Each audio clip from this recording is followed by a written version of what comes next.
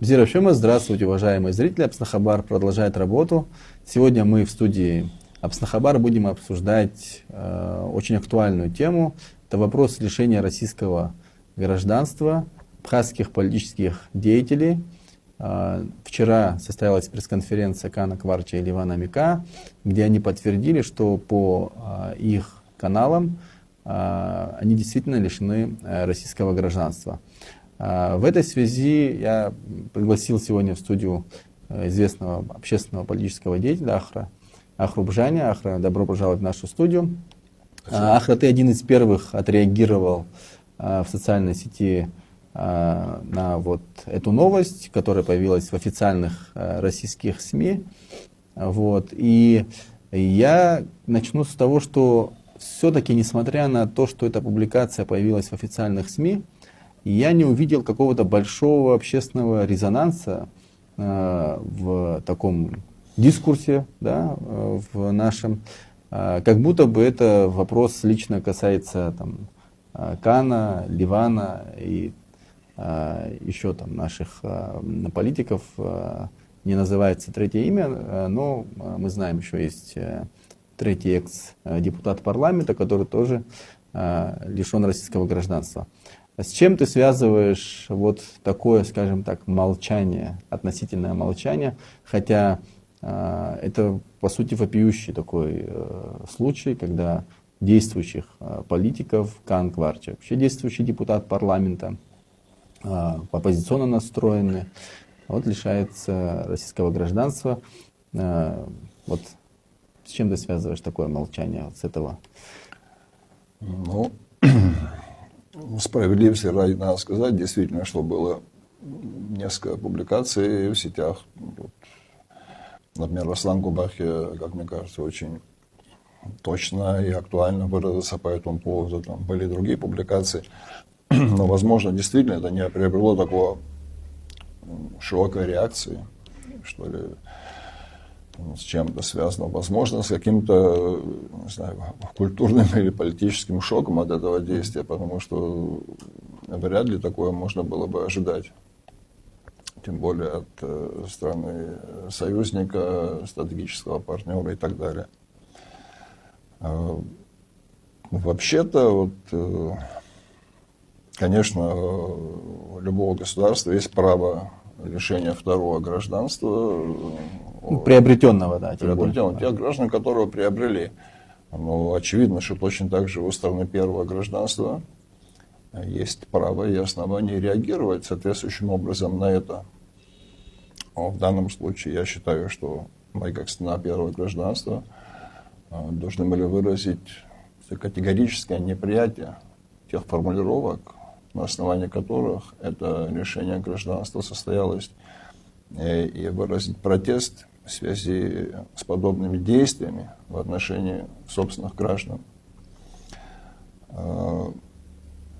Вот вообще, понимаете, какой смысл обвинять кого бы то ни было, как там было сказано в официальных СМИ, в протурецкой деятельности. Это же не Израиль вам предъявляет подобные обвинения, у которых с Турцией напряженные отношения. А насколько я знаю, в Российской Федерации никаких особых проблем с Турецкой Республикой нет. Тут даже интересно, вот если говорить про турецкой, скажем так, направленности, речь шла о том, что в случае с Ливаном, вот в этой публикации, речь шла о том, что Ливан выступает за признание Турции, Республики Абхазия и за более тесное сотрудничество с диаспорой. И это как бы одно из оснований. А второе основание — это участие в организации митингов, которые привели к отставке экс-главы государства. Вот два основания. Можно да. У Российской Федерации с Турцией никаких проблем нет. Если там есть какие-то частные проблемы, то они очень быстро решаются. И не в экономическом, не в культурном, не в плане рекреации, да и в целом в геополитическом смысле у Турции и России скорее больше схожих позиций, несмотря на то, что Турция член НАТО. Поэтому нам можно, да, налаживать отношения, поддерживать взаимовыгодные экономические и культурные связи, а вам нельзя. Почему? Ну, широко известно, что в Турции живет больше потенциальных граждан Абхазии, причем в несколько раз, чем в самой Абхазии. Это проистекает из положения нашего конституционного закона о гражданстве. Там говорится, что любой этнический абхазец, где бы он ни находился на земном шаре, он является гражданином Абхазии. Кроме того,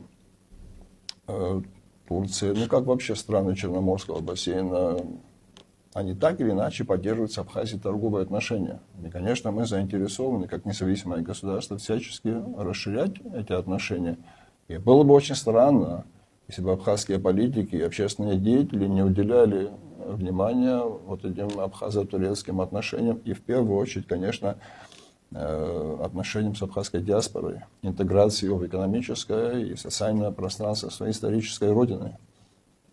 Я там не знаю, насколько Канкварча или Ливан Мика глубоко были интегрированы в эти вопросы. Ну, как бы они глубоко не были интегрированы, они не сделали ничего, что противоречит интересам Абхазии. Противоречит ли это интересам Российской Федерации? Нет. Вы понимаете, несмотря на разницу в масштабах, у России и Абхазии есть фундамент для естественно союзнических, естественно партнерских отношений. Этот фундамент движется на вот таких взаимовыгодных основаниях. В первую очередь, это, конечно, гуманитарное, культурное пространство. В отличие от подавляющего большинства стран бывшего Советского Союза, в Абхазии сохранили вот это общее культурное пространство и очень бережно к нему относятся, которое позволяет гражданам Российской Федерации, ну, вне зависимости от рода деятельности, это может быть бизнес, это может быть служба, это может быть отдых, чувствовать себя здесь комфортно и безопасно. И, во-вторых, это географическое положение Абхазии и наш суверенный статус, позволяющий Российской Федерации без нарушения норм международного права присутствовать здесь со своей военной инфраструктурой, тем самым защищая наши общие интересы и, конечно, защищая свои южные рубежи. Да и в целом граждане Абхазии дружественны в отношении России. Это на любом уровне, это и на уровне обычных контактов, и на уровне бизнеса, на уровне родственных взаимоотношений.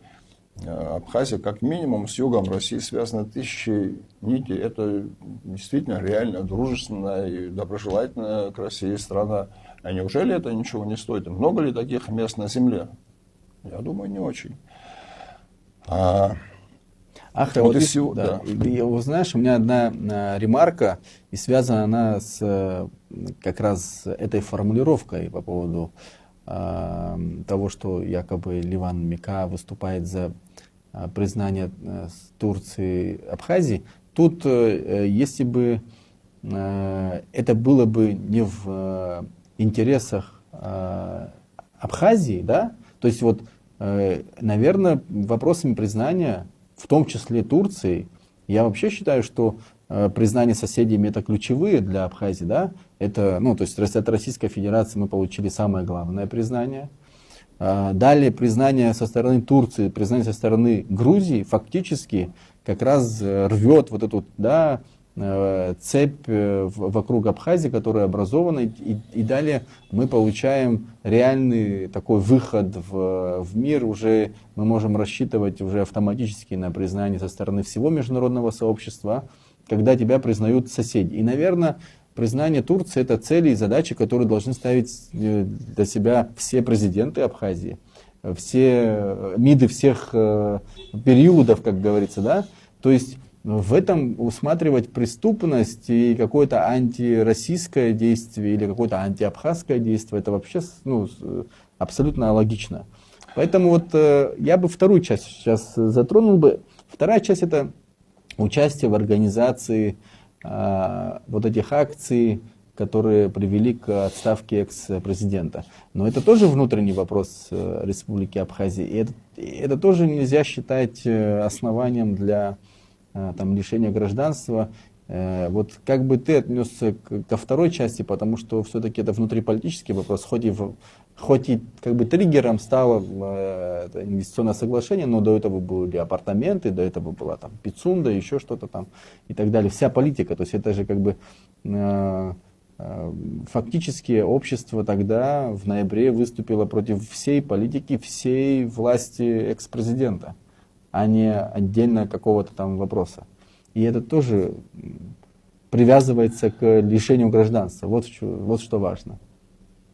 Ну, вообще, это, конечно, абсурдно выдвигать причины лишения гражданства,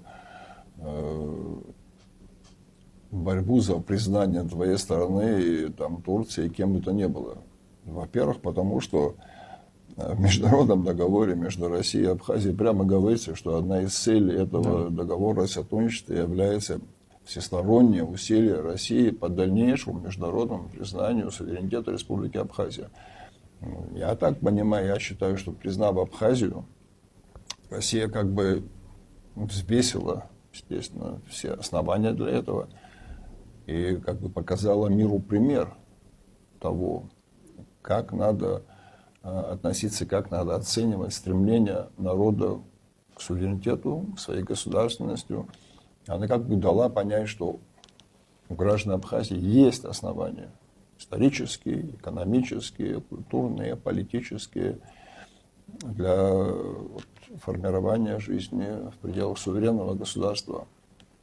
И после этого обвинять абхазских политиков, что они дальше работают над этой идеей и стремятся к признанию своей страны. Честно говоря, Ахра, я прошу прощения, но я даже, вот мы с Ливаном близко общаемся, вы там дружите, да? Какие-то инструменты разве имеет общественный деятель Абхазии, чтобы он занимался настолько, для Абхазии это глобальные вопросы. То есть это само по себе, сама формулировка, она абсурдна именно из-за того, что не может отдельный общественный деятель иметь связи больше, чем Россия, больше, чем президент и так далее, и так далее. Это, тем более, мы живем в маленьком обществе, мы все друг друга знаем. Это абсурдно именно из-за того, что задачи, которые там описаны, и обвинения, они не стыкуются, потому что просто масштабы разные, и при всем уважении к нашим политикам. Вот я все-таки... Нет, конечно, общественные деятели имеют возможность формировать общественное мнение и даже как бы сподвигать к чему-то власть, но, как ты правильно сказал, прямого, вот такого возможности прямо воздействовать на эти процессы у них нет. Если Ливан был бы президентом или председателем парламента, или министром иностранных дел, наверное, у него были бы эти прямые речи. Но даже в этом случае я лично ничего предосудительного, наоборот, полезно для нашего государства. Вот отсюда мы можем плавно перейти, как это у нас выражают, от солдатских причин к реальным причинам. На честь нашего общества сказать, что идея турецких агентов была воспринята с определенной долей сарказма. Да, люди поняли, что не это является, а тогда что является основной причиной? Наверное, вот эти блокирования законопроектов, которые... Я даже не знаю, кто определенные экономические круги под патронажем определенной части российского истеблишмента попробовали здесь протащить, пользуясь услугами нашей марионеточной власти. А может, чуть-чуть даже схема другая? Возможно, может быть, потому что вот если, я прошу прощения, Ахран, я хочу напомнить вот эти задержания, которые были на границе весь прошлый год. И очень многие из тех, кто беседовали на границе с представителями российских силовых структур, говорили о том, что российские специалисты как бы перекладывали ответственность на абхазские власти, которые, собственно, и информировали их о том, что вот такие-то личности являются антироссийскими, прозападными и так далее. То есть как бы источник вот этих списков, он находился в Сухуме, а не в Москве. И об этом тоже, в принципе, широко известно. То есть здесь взаимоотношения, взаимодействия были довольно плотно еще с прошлого года. Я не могу сейчас в процентном соотношении тебе сказать, кто там большую какую роль играл. То, что это дело с ведома нашей, как сказать, экс-власти, это очевидно. Но что экономические интересы определенных российских кругов, это тоже очевидно. Да. И лидеры тех протестов, благодаря которым эти самоубийственные для нас соглашения, законопроекты не были реализованы, теперь находятся под давлением, под прессом. Сегодня 2 человека, завтра 5, послезавтра 10. И дело даже не в Кане и в Ливане уже. Дело в том, что нашему обществу брошен дипломатический вызов. Если это перевести на обычный язык, это вот так переводится, что все дальше будете препятствовать продвижению наших бизнес-интересов, ссылаясь на свой суверенитет и прочее, тогда получите дальше лишение паспортов, бабочку в цитрусах, свет по коммерческим тарифам, ну и так далее, и так далее. Вот. Готовы мы такое принять? Какая будет реакция общества сейчас? Готовы принять? Я думаю, что нет. И мне кажется, коль этот вызов брошен всему обществу, потому что не надо заблуждаться. Это не коснется кого-то отдельно. Это коснется всех, кто сегодня отстаивает суверенные интересы Абхазии. Всех. И в итоге всех вас, ваше общество тоже. Общество как цельный социальный организм. Все ваши права, все ваши интересы будут находиться также под давлением. Поэтому отвечать на это надо тоже всем обществом. Как? Давайте об этом думать, каким образом. Если вы меня спросите, например, я считаю, что отвечать надо своевременно, адресно и достаточно жестко. Если бы это касалось меня, я вызвал бы российского посла в администрацию президента или в парламент, потребовал бы объяснений причин. Не вот этих вот непонятных формулировок, да, там турецкое влияние, а конкретного документа, где было бы написано, за что граждане Абхазии, видно, политические деятели были демонстративно лишены гражданства, второго слова гражданства. Придать это публичной огласке, сделать соответствующее заявление на государственном уровне, поручить ноту послу о недопустимости подобных действий. В конце концов, мы хотим знать, за что этих людей лишили гражданства. Может, там действительно что-то ужасное они сделали. Может, мы не знаем. Может, они числятся там в базах данных, там, может, они что-то украли, или я не знаю, что это ужасное сделали. Скажите нам, пожалуйста. Знаете.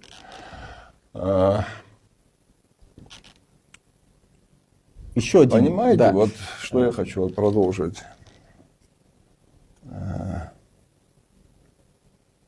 Российский паспорт, российское гражданство, это было таким окном в мир для наших граждан. Вы уже помните это, взрослые. Я помню все равно, да. Это было же очень тяжело.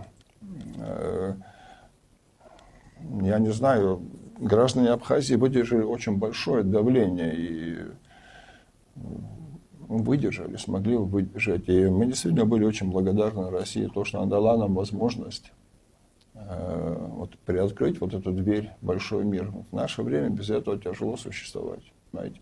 Это позволило выезжать учиться, вести бизнес, торговлю. Лечиться, в конце учиться, конечно. Там, я не знаю, лечиться, понимаете. Но это факт, что у нас не весь спектр медицинских услуг представлен. Нам приходится выезжать за границу. И если бы не было бы у нас российского паспорта, мы не могли бы это делать. Но мы не готовы менять второй паспорт на наши суверенные интересы. Если мы примем закон об апартаментах, о иноагентах, о вот этих вот энергетической инфраструктуре, вот так совершенно кабальном соглашении по инвестициям, мы просто потеряем свои экономические, демографические и в целом политические перспективы. Мы дорого заплатили все это. Я вот вспоминаю, в 1995 году, когда мы с ребятами наш компьютерный бизнес организовывали, мы хотели обучить ребят. Мы не думали, что это такой ажиотаж вызовет. Сотни человек приходили, и нам тоже надо было что домой какие-то деньги приносить, но мы решили всем ребятам, которые не имеют родителей, в результате войны, у которых погибли, мы будем бесплатно их учить. Ты знаешь, сколько этих было ребят без родителей, погибших на войне? Очень много. Мы очень дорого за это все заплатили. Я хочу, чтобы и твои ровесники, и твои дети, и твои внуки вот здесь опирались на абсолютную, безусловную приоритет своих интересов, своих ценностей, своих законов. Мы хорошие друзья, мы хорошие партнеры, мы никогда никого не подводили. Не надо подминать наши интересы, наши долгосрочные планы под чьи-то интересы и чьи-то планы. Тем более, как я уже сказал, суверенитет Абхазии, независимость Абхазии, безусловно, на мой взгляд, в интересах долгосрочных Российской Федерации.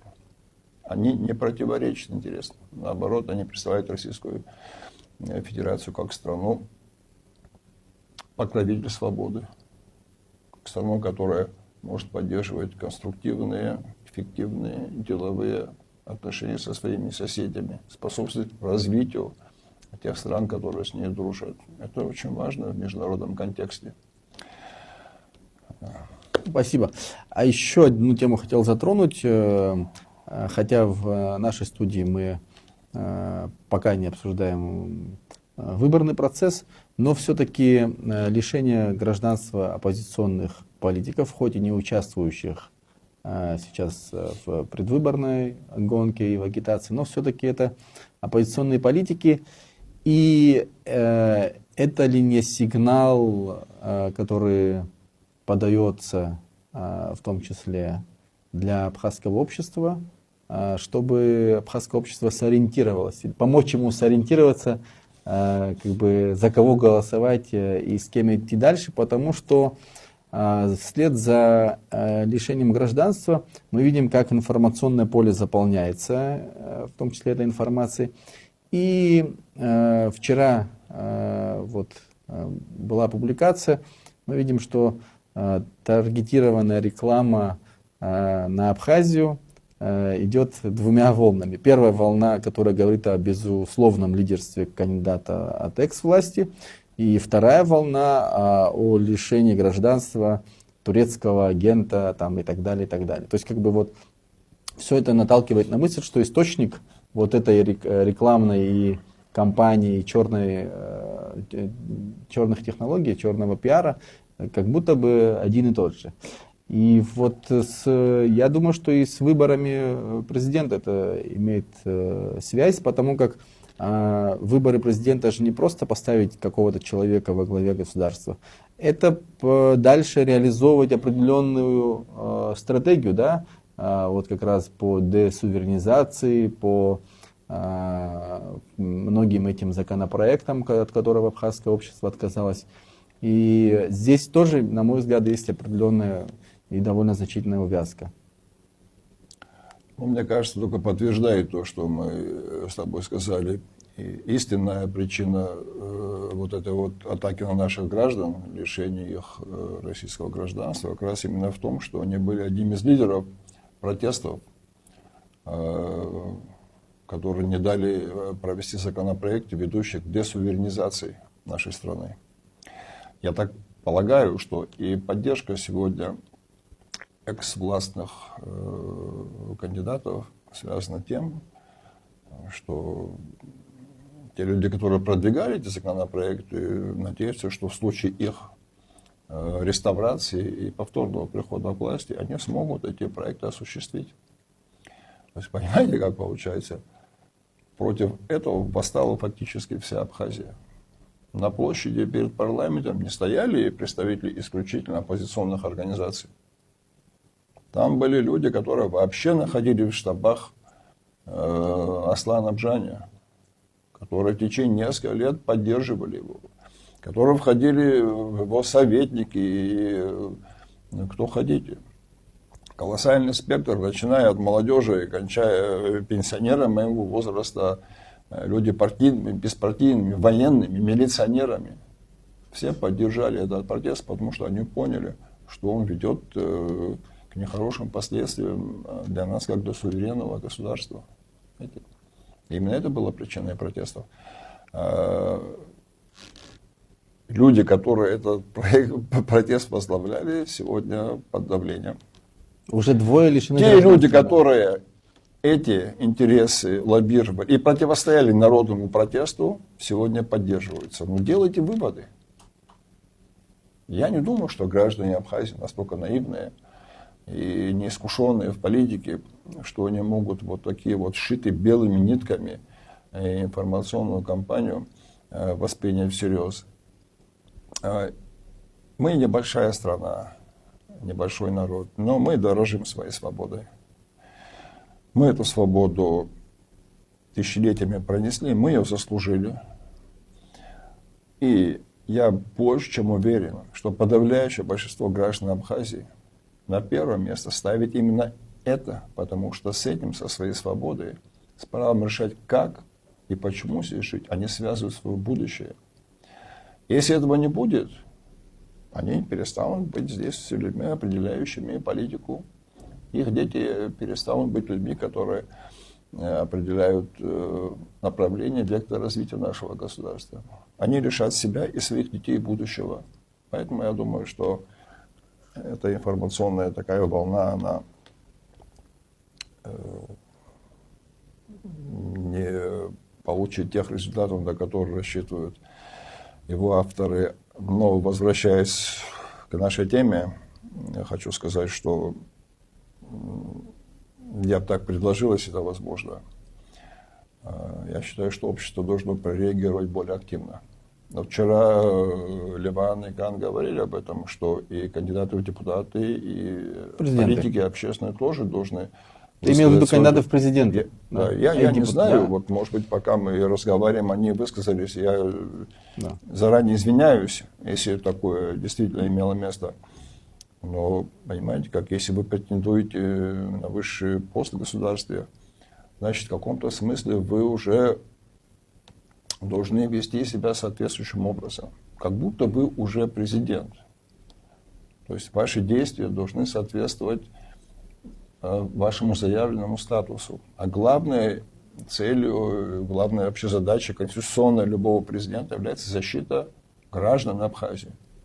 Это первейшая конституционная обязанность. И мы с тобой обсуждали, как у Гая Ричи в «Джентльменах», чтобы быть царем зверей, мало вести себя по-царски, надо быть им. Да. Вот, я думаю, что кандидаты в президенты сделают соответствующее заявление. Еще раз подчеркну, это не давление на отдельно взятых абхазских политиков, это не давление на отдельно взятых личностей, это давление на то, против чего мы выступили все вместе. Мы выступили против того, чтобы наша страна перестала быть фактически экономически суверенной. А за этим экономическим идеям все остальное последовательно. Мы выступили против антинародной политики, антигосударственной политики, экс-власти. И сегодня, преследуя этих людей, они фактически преследуют вот эти наши устремления. Мы должны защитить их, защитить себя и показать всем, что мы не допустим вот такого прямого и грубого вмешательства в наши внутренние дела. Наши внутренние дела никак не могут сказаться на наших внешнеполитических обязательствах. Еще раз, мы хорошие партнеры. Наши внутренние дела мы решим сами. И не надо нас давить. Да. Спасибо большое. И у меня только одна аналогия. В 1993 году фактически была объявлена блокада всей стране. Да? Экономическая блокада была, ограничения для всех граждан. Сейчас вот это лишение гражданства, это как бы персональная блокада и предупреждение для остальных. И, ну вот, неотступность абхазского общества, абхазского народа от вот этого пути привела к тому, что в итоге мы получили и признание, и разблокировку. Я думаю, что в этой ситуации мы тоже должны проявить вот то, что мы не готовы отступить от своих завоеваний. Потому что вот у меня была такая одна беседа, ну вот они же политики, мне так сказали, ну вот что, им надо жертвовать. А что, у абхазский народ разве мало жертв, вот как ты говорил? Это же все, что мы сейчас имеем из-за того, что мы готовы были жертвовать вот, фактически вот своим существованием. Поэтому я думаю, что абхазский народ уже достаточно жертв. Достаточно и на сотни лет вперед. А в данной ситуации мне хотелось бы уже от себя лично сказать, что и общественность, и государственные учреждения, и парламент, и министерства, они все должны прореагировать. И посольство Абхазии в России тоже. То есть у нас достаточно много структур, уже официальных и неофициальных, которые должны прореагировать. Иначе вот такой шантаж, извините за такое грубое слово, он может прийти в каждый дом. Поэтому я надеюсь, что у абхазского общества найдется ресурс для этого. Я даже не сомневаюсь в этом как-то. Не надо ничего бояться. Мы живем здесь у себя на родине. Если мы здесь внутри чего-то будем опасаться, если мы внутри не будем защищать наших граждан, если мы будем наши интересы ставить на второе место, а чьи-то экономические интересы на первое место, то вообще зачем нам эта тогда вывеска вот там на границе нужна? Мы должны вести себя соответственно своему статусу. Наш статус — независимое государство. Повторюсь, он выгоден всем нашим соседям, возможно, кроме Грузии, в первую очередь Российской Федерации, подтверждая правильность ее выбора в 2008 году в пользу признания независимости Абхазии. Так давайте же этот выбор уважать с двух сторон, всячески его развивать и не преследовать абхазских политиков за их политические, внутриполитические взгляды. Это сугубо наше дело. И именно об этом, еще раз подчеркну, громко, четко и внятно должны сказать все заинтересованные лица. Не только мы с вами, общественные деятели, а публичные политики, публичники, номинирующиеся на посты, от которых потом будет еще зависеть наша с вами жизнь. Спасибо. Спасибо за эту беседу. Напомню, что мы сегодня говорили о информационных сообщениях, которые в себе несли такую вещь, что наши граждане, ветераны войны, участники политических процессов, депутаты парламента были лишены российского гражданства. Мы эту тему будем и дальше отслеживать, будем говорить о ней, будем анализировать события дальнейшие. Спасибо за эту беседу. С нами был сегодня Ахрабжаня. Подписывайтесь на Апснахабар. Абзирас.